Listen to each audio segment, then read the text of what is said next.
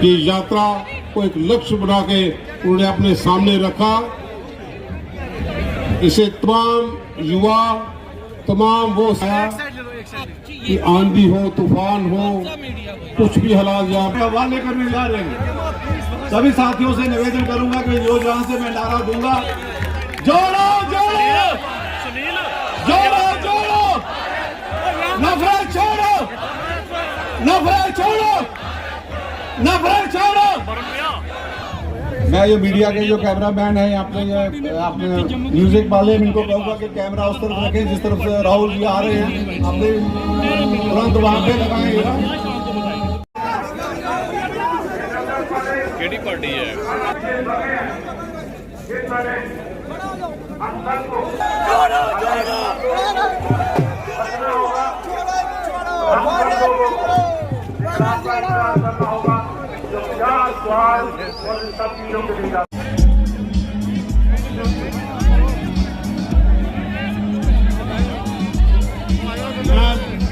मैं साहब से आग्रह करूंगा कि वो आए और आप नफरत छोड़ो, भारत छोड़ो, नफरत छोड़ो, भारत छोड़ो, दोनों हाथ उठा के नफरत छोड़ो, भारत छोड़ो, नफरत छोड़ो, भारत छोड़ो, जोड़ो जोड़ो, भारत छोड़ो। राहुल जी संघर्ष करो, हम तुम्हारे साथ हैं, राहुल जी आगे बढ़ाओ, हम तुम्हारे साथ हैं। मैं आपको विकार सुनो स्वागत राहुल गांधी, तालियों से मुझे लगता है राहुल गांधी, इतना गर्मजोशी से स्वागत करने आए, मुझे लगता है एक बार और अपने हिसाब से आप ताली, जोरदार तालियों से स्वागत हो। हमारे लीडर, आपके दिल की गहराई से हम आज जम्मू कश्मीर की दरिया धरती पे स्वागत करते हैं। दिल जी एआईसीसी इंचार्ज जम्मू कश्मीर अरविंदर राजा वरिंद पे है, उनका जिनका नाम मैं भूल गया, उनसे उन्हें माफी मांगता हूं। मैं राहुल जी की खिदमत में दो चार शेर जो मैंने घूमने से जो बचाए कौम को, आप ही ला सकते हैं वो इनकलाब। जुल्म की आंधी जिन्होंने खेली है, अब तो होना ही है उनको बेनकाब। चूसा है अब तक जिन्होंने गरीबों का खून, अब तो हम करेंगे उनको बेनकाब। कौम आपके साथ है राहुल जी, हम तो हो जाएंगे इंशाल्लाह कामयाब। आपका बहुत बहुत शुक्रिया। हम आपकी हिम्मत की दाद देते हैं। हम नहीं कहते आप लोग, लेकिन थोड़ा साइड में चलो। छोड़ो, राहुल जी आगे बढ़ो, राहुल जी संघर्ष करो। जिंदाबाद जिंदाबाद, जय हिंद। के फौरी तौर पे अपना कार्यक्रम का आयोजन यहाँ पे करें, डोगरी आइटम पेश करके, और जितने भी झंडे थोड़े से डाउन कर दें ताकि राहुल जी डोगरा कल्चर को देख सके, और यही एक चाबी हो।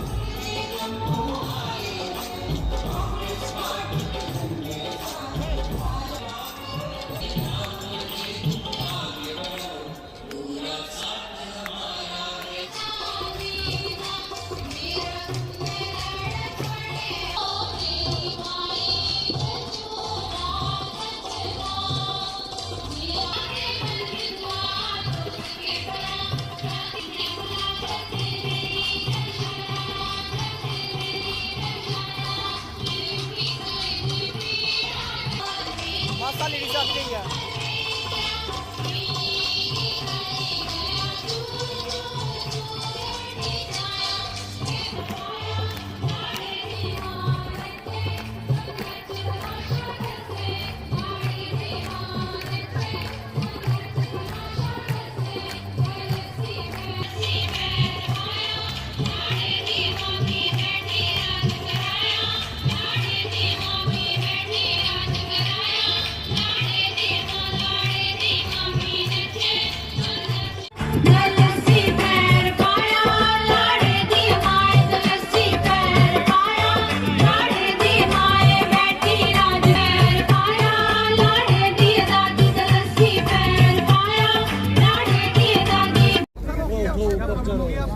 अरबपतियों को।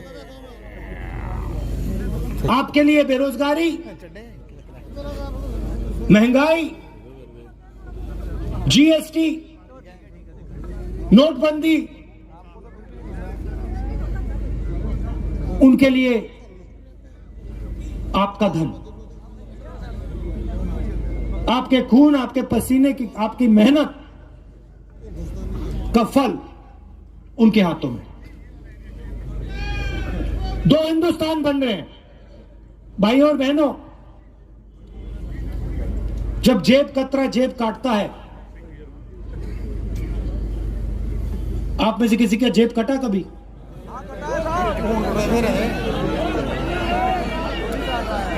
देखो, आप सवाल नहीं समझे। रोज कट रहा। आप किसी का जेब कटा, सबको हाथ उठाना चाहिए। सबका कटा है, सबका कट रहा है। जीएसटी, नोटबंदी, किसान के खिलाफ कानून, कोविड में जो हुआ, आपकी जेब काटी जा रही है। अब देखिए, जेब कतरा क्या करता है। जेब कतरा सबसे पहले अकेला नहीं आता है, ग्रुप में आता है। सही बात? दो तीन आते हैं, एक उधर खड़ा हो जाएगा, एक इधर खड़ा हो जाएगा और एक पीछे खड़ा होगा। सही बात है? जब आपकी जेब काटी जाती है, ये जो दो तीन लोग आते हैं, पहला काम क्या करते हैं? पहला काम, ये आपका जो ध्यान है आपके जेब से दूर ले जाते हैं। सही बात? जिसका जेब कटा, यहां पे जेब कतरे ने ये तो नहीं कहा भैया जेब की ओर, अब उसने आपको इशारा तो नहीं किया ना? नहीं, वो आपका ध्यान उधर ले जाएगा या उधर ले जाएगा। जब आप उधर देखोगे, पीछे से जेब काटते हुए। तो ये जो बीजेपी के लोग करते हैं, ये जो बीजेपी के लोग कर रहे हैं, ये टीम है। बीजेपी, आरएसएस, हिंदुस्तान के सबसे बड़े अरबपति और हमारे प्यारे मीडिया वाले दोस्त।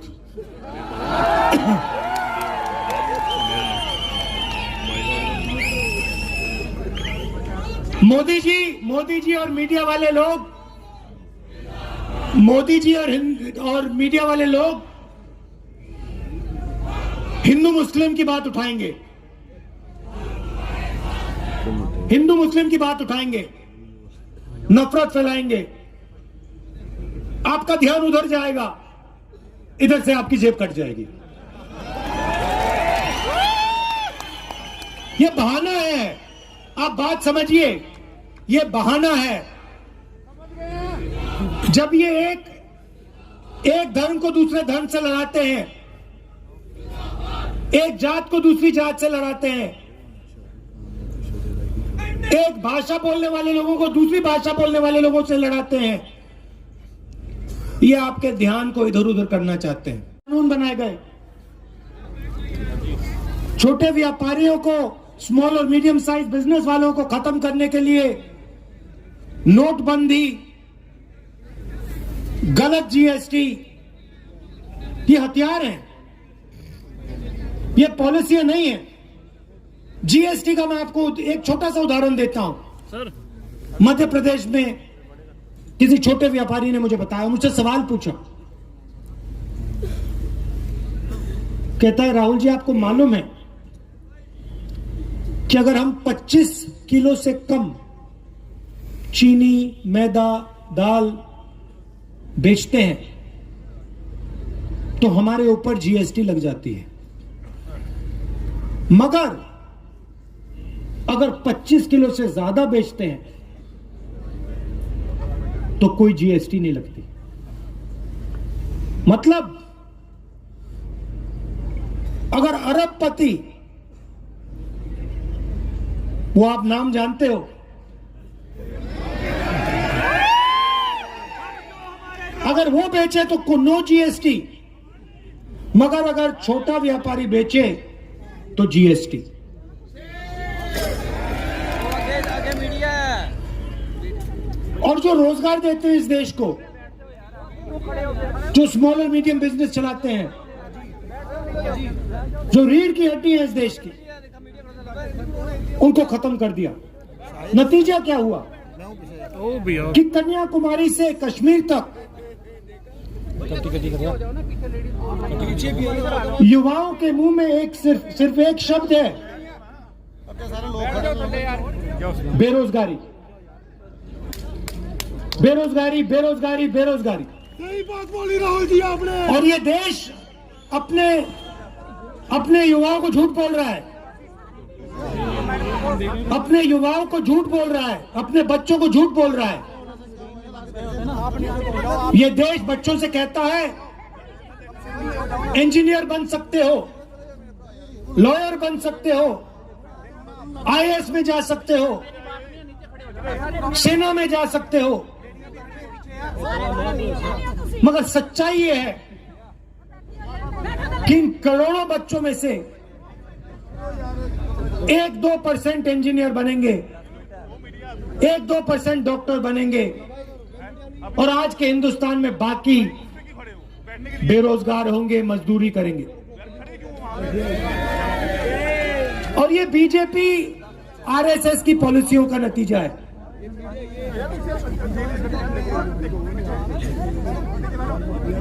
हिंदुस्तान के गरीब लोगों पर आक्रमण हो रहा है, युवाओं पर आक्रमण हो रहा है, छोटे व्यापारियों पर आक्रमण हो रहा है, किसानों पर आक्रमण हो रहा है। महीने पहले हमने ये यात्रा कन्याकुमारी में शुरू की।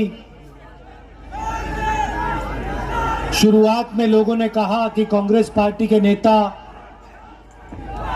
5-6 दिन चलेंगे, चल नहीं पाएंगे।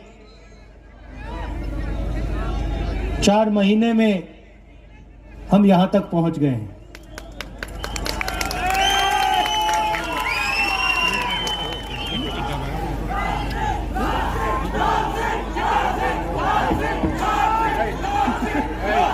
लोग सोचते हैं कि ये यात्रा बड़ी मुश्किल है,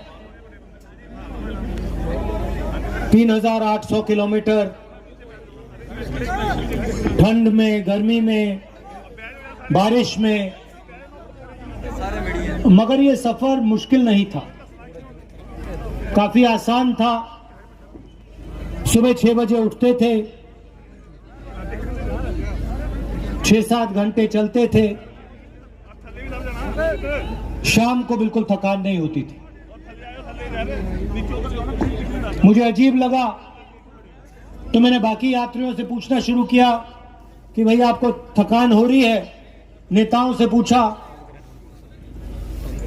सबने जवाब दिया कि पता नहीं क्यों नहीं,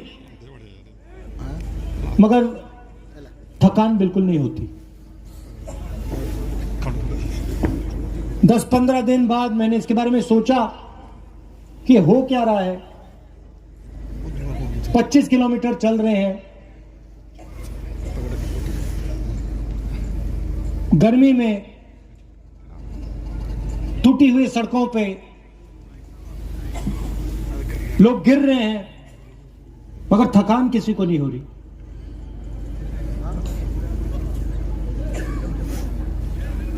और फिर मुझे बात समझ आई कि थकान इसलिए नहीं हो रही है क्योंकि हिंदुस्तान के आम नागरिक की पूरी शक्ति इस यात्रा को पीछे से कन्याकुमारी से कश्मीर की ओर धकेल रही है। कोई गिरता है, कभी कभी भीड़ में कोई गिर जाता है, मैं ध्यान से देखता हूं, ध्यान से सुनता हूं। कोई गिरता है, 1-2 सेकंड लगते हैं, उसके चारों ओर जो लोग होते हैं एकदम मदद करके उसको उठा देते, झिझकते नहीं, रुकते नहीं, कोई ये नहीं पूछता तुम्हारा धर्म क्या है, हिंदू हो, मुसलमान हो, सिख हो, ईसाई हो, क्या हो, कोई नहीं पूछता।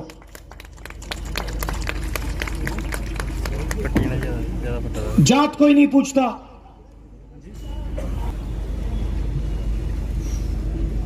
रास्ते पे हम किसी भी रेस्टोरेंट में जाएं, किसी भी ढाबे में जाएं,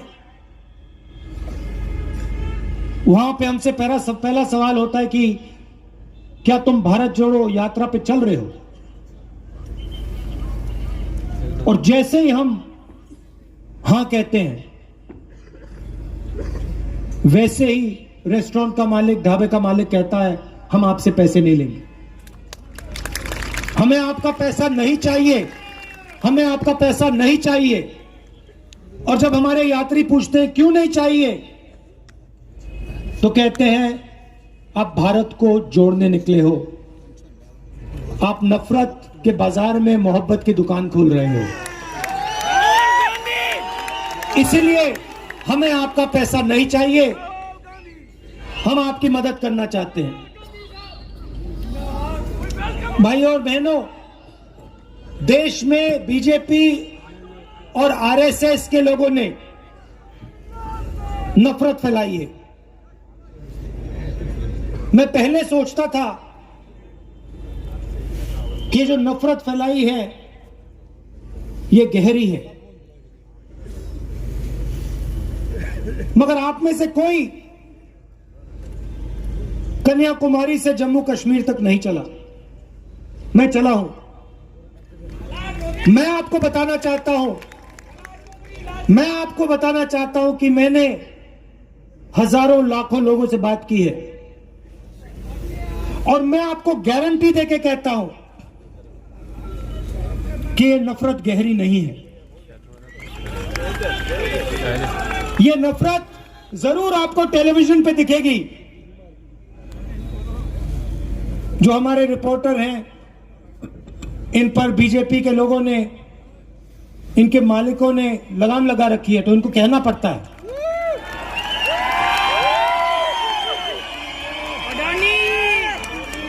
देखो, आपको इनके चेहरे दिख नहीं रहे, मगर ये मुस्कुरा रहे हैं सब।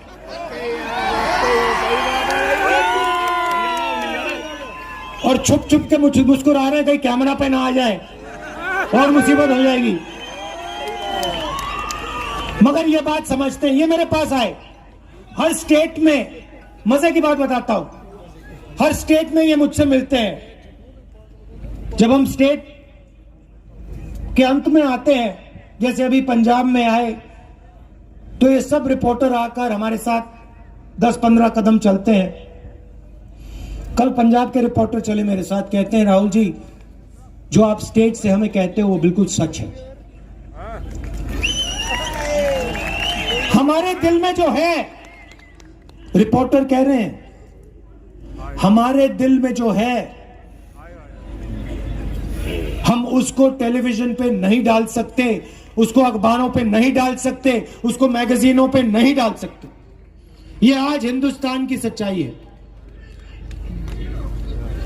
तो इनको भी दबाया जाता है।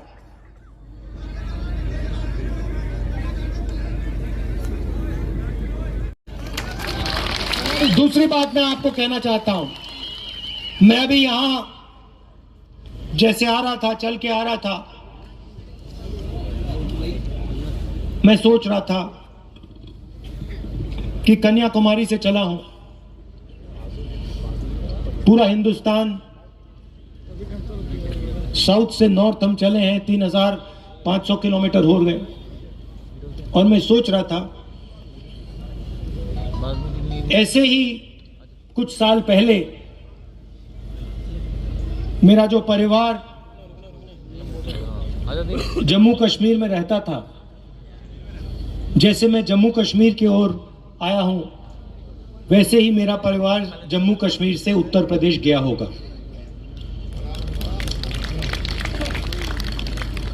और मैं सोच रहा था, देखो, मैं अपने घर वापस जा रहा हूं।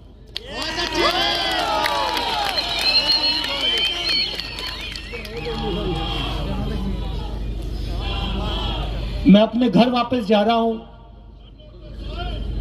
और जिस धरती से